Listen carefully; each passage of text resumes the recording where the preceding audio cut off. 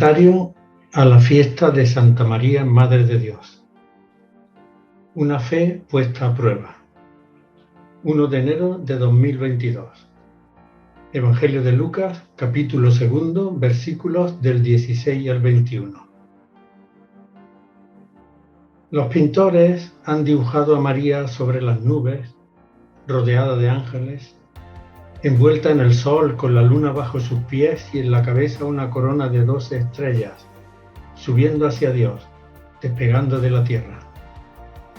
Colocada entre Dios y los hombres, María parecía pertenecer más a una esfera intermedia que al mundo de los humanos.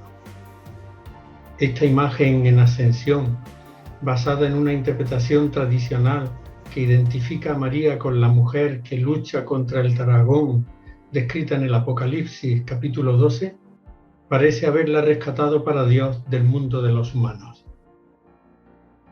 A partir de la escena de la Anunciación, entendida al pie de la letra por predicadores e intérpretes del texto bíblico, se ha impuesto otra imagen de María, la de una mujer clarividente que desde el primer momento conoce de pe a pa todo el plan de Dios sobre ella, acatándolo con un sí tajante y decidido.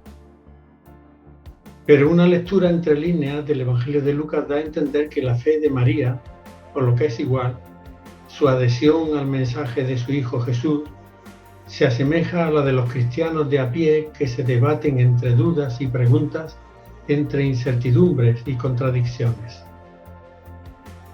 En los dos primeros capítulos de su Evangelio, Lucas lo pone de relieve. Los pastores fueron corriendo y encontraron a María, a José y al niño acostado en el pesebre. Al verlo, les contaron lo que les habían dicho del niño. Todos los que lo oyeron se admiraban de lo que les decían los pastores. María, por su parte, conservaba el recuerdo de todo esto, meditándolo en su interior. La noticia, subversiva por inesperada, de un Mesías niño acostado en el pesebre, coge de sorpresa a todos, incluida María. Aquello no entraba en el programa de la teología de entonces. El Mesías, el Salvador, el heredero del trono de David, su padre, acostado en un pesebre. El Hijo del Altísimo sumergido en la debilidad humana. Un tierno niño compartiendo ya desde el principio la condición de los humildes y pobres de la tierra. María, comenta Lucas, conservaba el recuerdo de todo esto meditándolo en su interior. Difícil de digerir la escena. Por eso María tendría necesidad de meditar en su interior estos acontecimientos que rompían los esquemas que se habían trazado tradicionalmente sobre el Mesías venidero. Más adelante, cuando Simeón se refiere a Jesús como al Salvador colocado ante todos los pueblos, como luz para alumbrar a las naciones y gloria de Israel, el evangelista vuelve a comentar que su padre y su madre estaban sorprendidos por lo que se decía del niño. Tampoco era este el Mesías esperado, un Mesías universalista que venía a alumbrar a las naciones, los pueblos paganos, pero que se manifestaría en Israel, gloria de Israel. Se esperaba más bien un Mesías de y para el pueblo de Israel que proclamaría el año de gracia para su pueblo, pero la sentencia de castigo contra las naciones, los demás pueblos de la tierra, los no judíos, los paganos, como había anunciado Isaías en el capítulo 61, versículos 1 y 2. Un Mesías que mantendría a la humanidad partida en dos, el pueblo de Israel, el pueblo elegido, y el resto del pueblo de pueblos de la tierra, los pueblos castigados. Finalmente, cuando más tarde los padres de Jesús lo encuentran en el templo entre los maestros, el evangelista apostilla de nuevo. Ellos no comprendieron lo que quería decir.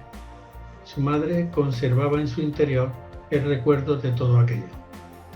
El recuerdo y la reflexión sobre todos aquellos acontecimientos posibilitaría a María su comprensión. Por estas frases de Lucas y otras que podemos leer entre líneas en los restantes evangelios, concluimos que el camino de fe de María, hasta llegar a aceptar el plan de Dios en Jesús, debió pasar, como el nuestro, por momentos de oscuridad, de duda, de sorpresa y extrañeza. La luz se haría a base de darle vueltas a los hechos, de meditar y reflexionar hasta llegar a comprender que el Mesías esperado no era el Mesías anunciado a bombo y platillo por las escuelas teológicas de la época, un Mesías a la usanza de David, cuyo programa de gobierno giraba en torno a dos ejes: la fuerza militar y la unificación del pueblo de Israel en torno al templo. Aquel Mesías guerrero poco tenía que ver con el Jesús de los Evangelios, que en el Sermón de la Montaña proclamó: dichosos los que trabajan por la paz, porque a esos los va a llamar Dios hijos suyos.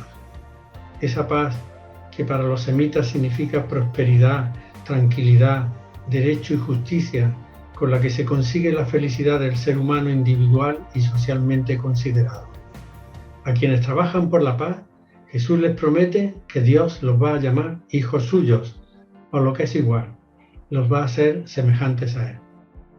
Ese Jesús mismo, pacífico y pacificador, convocó a todos los que estaban cansados y agobiados, se entiende por la enseñanza de los fariseos, los entendidos en leyes, para invitarlos a cargar con su yugo, un yugo llevadero, el yugo del amor, su único mandamiento, opuesto a los infinitos e innumerables mandamientos de la ley o yugo de Moisés, imposibles de cumplir, que terminaban por sumir a los fieles judíos en un profundo sentimiento de culpa, en un legalismo abrumador y en una moral sin alegría.